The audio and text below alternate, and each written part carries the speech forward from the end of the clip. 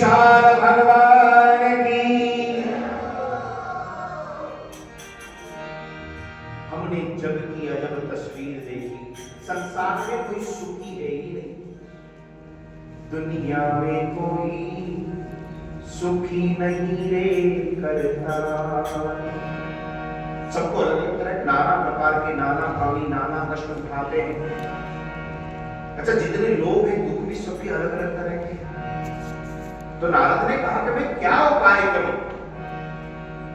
एक आध कोई दुख होता तो उसका कोई कोई निवारण हो जाता।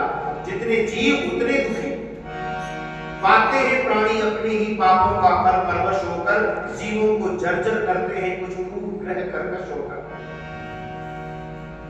कुछ लोग अपने कर्मों से परेशान, कुछ पापों से परेशान। अच्छा, कुछ लोग जिनके कर्म भी अच्छे हैं, पाप भी जीवन में नहीं है, फिर भी परेशान। क्यों?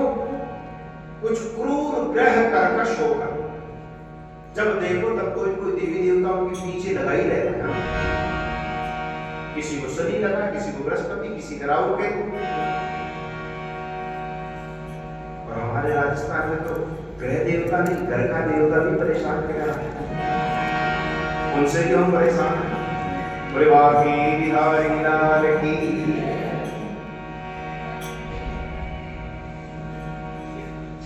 तरह तरह के लोग आर्थिक, भौतिक, शारीरिक, मानसिक, नाना प्रकार के नाना प्रकार।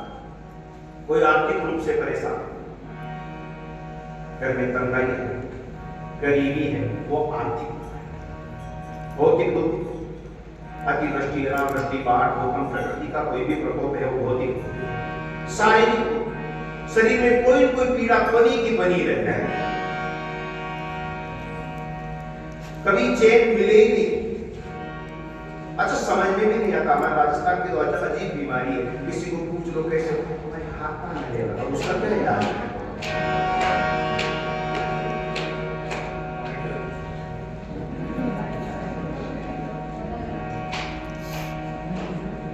चौथा क्लेश मानसिक। भगवान की कृपा है, सब तरह से आराम है, उसके बाद भी आदमी परेशान। रास्ते निकलता हुआ व्यक्ति राम राम कर जाए, बोल जाए, काका जी बैठे हो, काका जी के यदि कहीं उबार आ गई, ये मानसिक मन से परेशान। नारद ने कहा कि मैं जहां गया वहां बस यही पीड़ाएं, तो मैं संतों को देखने के लिए गया। मंदा सुमंद मतयो मंद भाग्य युग प्रदा, तो संतों को देखा पाखंड निर्ता। वे संत तो सुखी होंगे, लेकिन संत भी सुखी नहीं, संत तो सब पाखंड में लगे। तो मैंने विचार किया विरक्तों को देख, विरक्त सन्यासी जिन्होंने सब कुछ छोड़ दिया, लेकिन विरक्तों को देखा, संतो विरक्ता से परिग्रह, सारे विरक्त है जो इकट्ठा करने में लगे हुए। तरुणी प्रभुता के है, गृहस्थियों के घरों में देखा तो बुजुर्गों को कोई नहीं पूछता। जो घर में जवान नारी है उसी की सत्ता चलती है, तरुणी प्रभुता के है। अच्छा, ये भी कितनी बढ़िया बात है। देखो, जीवन में हमेशा अपनी चलानी है तो कभी बूढ़े मत होना। तरुणी प्रभुता के है, शान को बुद्धिदायक है। सलाह भाइयों के बीच होनी चाहिए, लेकिन कलिकाल का ऐसा प्रभाव हुआ, सलाहकार साले बन गए हैं। घर में कोई काम होता तो साले से सलाह ली जाती। शाल को बुद्धिदायक है, उजरम वर्णो जीवा, केवल अपना पेट भरने के लिए जी रहे हैं। बोले बांके बिहारी लाल की, द्वारिकाधीश की। सत्यम नास्ति, सत्य का विनाश होता चला जा रहा है। इस तरह संसार को वे देखते देखते उसकी परेशानी से मुक्त नहीं हुआ। उससे पहले नारद जी ने कहा कि मैं पहुंच गया था वृंदावन, और वृंदावन में वहां गया यमुना के किनारे जहां भगवान ने महाराज किया, वहां जाकर के देखा एक तू तरुणी यत्र निषण्णा खिन्न मनसा, वहां पर एक लड़की खड़ी है तरुणी, उसके अगल बगल दो बूढ़े आदमी पड़े थे। नारद ने कहा एक लड़की खड़ी है, अगल बगल में दो बूढ़े आदमी खड़े। पहले मैं संसार के दुखों से दुखी था और इस युवती के पास आया, यहाँ की सुन। जैसे उस युवती की नजर नारद पर पड़ी, युवती ने कहा, ओ शांति, मैं चिंता विनाशे। हे महात्मा जी मेरी ओर देखिएगा, मैंने सुना है आपके जैसे संतों के कृपा मात्र से जीवों का कल्याण हो जाता है, मेरे भी दुख का निवारण आप कर दीजिएगा, मैं चिंता विनाशे। दर्शनम तव लोकस्य सर्वदा अभरम परम। कितनी बड़ी बात है कि आप जैसे संतों के दर्शनम तव लोकस्य सर्वदा अभरम परम। आप जैसे संतों के तो दर्शन मात्र से जीव पापों से मुक्त होकर के आनंदित हो जाता है। यथार्थ भी है, संत के तो दर्शन मात्र में ही कल्याण छिपा है। लेकिन आज हम लोग ज्यादा परेशान हैं, क्यों? क्योंकि हम संतों के तो नाम से ही डरते हैं, हमारे संस्कार ही ऐसे ही हैं। हमारे मेवाड़ में तो माताएं छोटे छोटे थे तब से हमें सिखा रही है बाबाओं से दूर रहना। थोड़ी देर अगर बच्चा ज्यादा देर जाग जाए तो माता कहती, छोरा पूजा बाबू आ रहे हो। बाबा के नाम से डराया जा रहा है। एक गांव में थोड़ी अद्भुत घटना हुई, मैं गया था वहां पर क्या करें, सर्दी के दिन थे, लेकिन सवेरे सवेरे हम लोग उठे, पूरी मंडली से स्नान करने के लिए घर से बाहर निकले। एक बालक कोई नींद से जागा, उसकी दादी उसको लेकर के रास्ते में इधर उधर घूम रही थी, उसको चुप कराने का प्रयास कर रही थी, लेकिन वो चुप हो नहीं रहा। इतने में हमारी मंडली आई, हमको देख करके वो बुढ़िया बोली, छोरा देख महाराज आ गया। मैंने सोचा इसको डराएगी, ऐसा कहेगी चुप हो जाएगी तो महाराज ले जाएंगे, लेकिन उसने ऐसा नहीं कहा ले जाएंगे। एक और नई बात बताई वहां पर, वो बुढ़िया बोली, छोरा छानू हो जा न करके महाराज खा जावला। मैंने कहा माता जी हम बच्चों को थोड़ी खाते, साथ भी खाते हैं, इनके संस्कार खराब कर रहे। बोले वहां की बिहारी लाल की। दर्शनम तव लोकस्य। उस देवी ने कहा कि माता आप जैसे संतों के दर्शन मात्र से हमारा कल्याण हो जाता है। यदा भाग्यम भवेत् भूरि दर्शनो तदा। पूर्व जन्म तक कोई पुण्य उदय होता है, तब जाकर आप जैसे संतों के दर्शन होते हैं। और स्वामी जी लिखते हैं, बिनु हरि कृपा मिलती नहीं संता, बिनु हरि कृपा मिलती नहीं संता।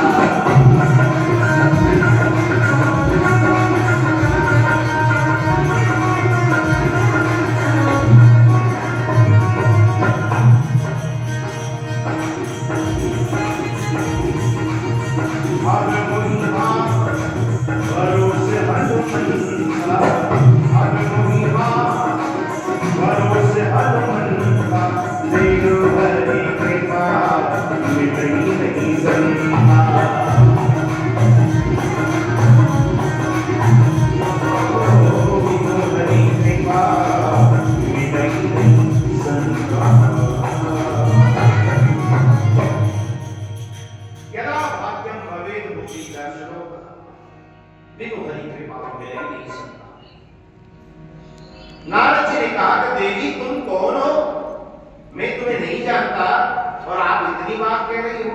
तो देवी ने कहा महात्मा सुनो, मैं अपना परिचय सुनाती। अहम भक्ति रीति व्याख्याता को विमोतर्यो मतो ज्ञान वैराग्य नामानो काल योगेन जर्जरो। कहा कि मेरा नाम भक्ति है। देवी ने कहा मेरा नाम भक्ति है, और ये दोनों जो बूढ़े आदमी अगल बगल पड़े हैं ये दोनों ही मेरे बेटे।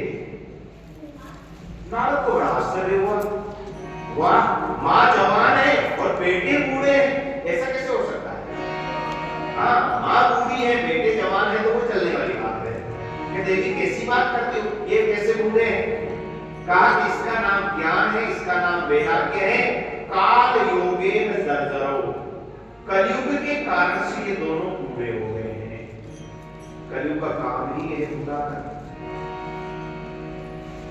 भक्ति ने कहा और पन्ना द्रविड़ेशा भक्ति कर्नाटके का नाम। मैं द्रविड़ देश यानी कि केरल में मेरा जन्म हुआ। केरल कभी जाने का मौका मिले तो जहां रंगनाथ जी का मंदिर है वो साक्षात वैकुंठ है। उसी तरह 7 दरवाजे हैं और वही शेषनाग की सैया पर भगवान सोए हुए हैं। रंगनाथ मंदिर वैकुंठ है जहां पर भक्ति पर कर्नाटक की गति में बड़ी हुई, जवान हुई कर्नाटक में। कर्नाटक में भक्ति का बड़ा सम्मान है। महाराष्ट्र क्वचित कई महाराष्ट्र में भी भक्ति का बड़ा सम्मान है। गुर्जरे जीर्णता गदाम, लेकिन गुजरात आते आते में वृद्ध हो गई अपने पुत्रों के साथ। गुजरात में धनिक लोगों को भक्ति की आवश्यकता नहीं थी। वो धन के पुजारी हैं, भगवान के पुजारी नहीं है। इस कारण से न ज्ञान की आवश्यकता है, न वैराग्य की आवश्यकता है, न भक्ति की चाहत है। गुजरात में मुझे कई सम्मान मिला। मैं अपने पुत्रों से पूरी हो गई। वहां से चलकर के मैं वृंदावन अपने पुत्रों के साथ। यहां आते ही मैं तो फिर से जवान हो गई, लेकिन मेरे दोनों बेटे हैं जिनकी हालत खराब है। किसी ने पूछा ऐसा कैसे हुआ?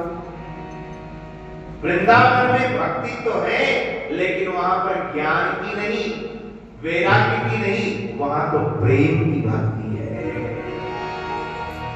सबसे ऊंची प्रेम सगा। वृंदावन में ज्ञान को कोई नहीं पूछता, वृंदावन में वैराग्य को कोई नहीं पूछता, लेकिन भक्ति जवान है। हे महात्मा, मैं जवान हो गई हूं, मेरे बेटे भी वापस जवान हो जाए तो बड़ी कृपा होगी।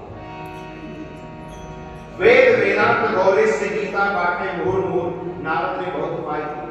वेदों का गायन किया, वेदांतों का गायन किया, उपनिषदों को गाया, गीता को गाया। श्रीमद् भागवत गीता को जब गाया, गीता में जहां जहां भगवान कृष्ण का नाम आया, तहां तहां उन ज्ञान और वैराग्य की आंख खुली। लेकिन जैसे प्रसंग आगे बढ़ता फिर से बेहोश हो जाते, बार बार होश में आते, बेहोश हो जाते। कोई उपाय कारगर सिद्ध नहीं हुआ।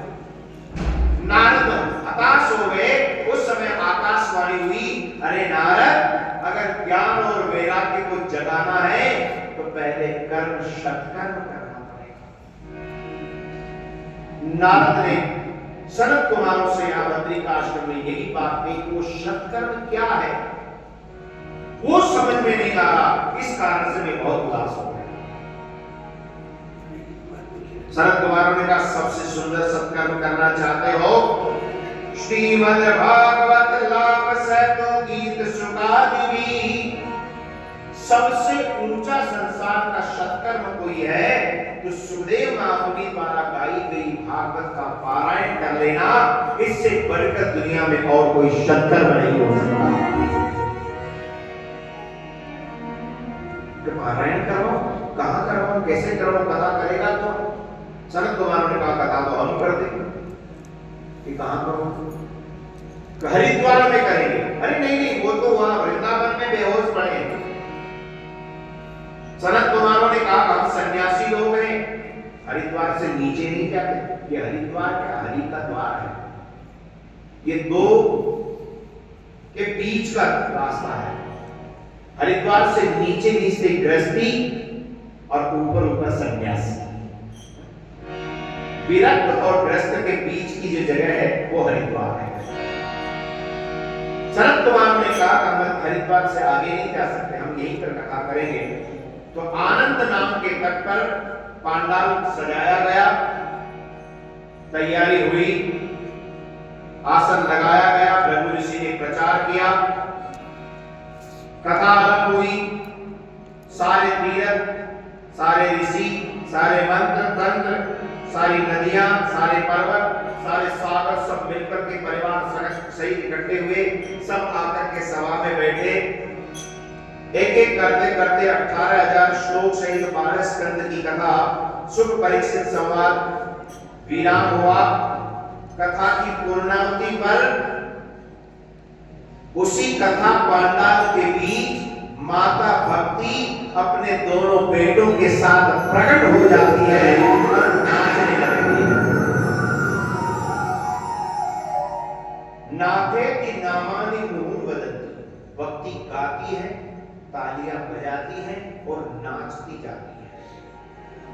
किसी ने कहा दोनों पुत्रों सहित भक्ति माता तो वृंदावन थी और कथा हरिद्वार में हुई, असर वहां तक पहुंच गए।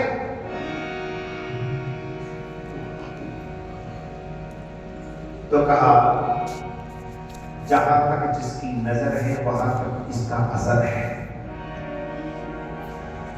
माता भक्ति प्रकट हुई, नाचने लगी। जब माता भक्ति आनंदित हो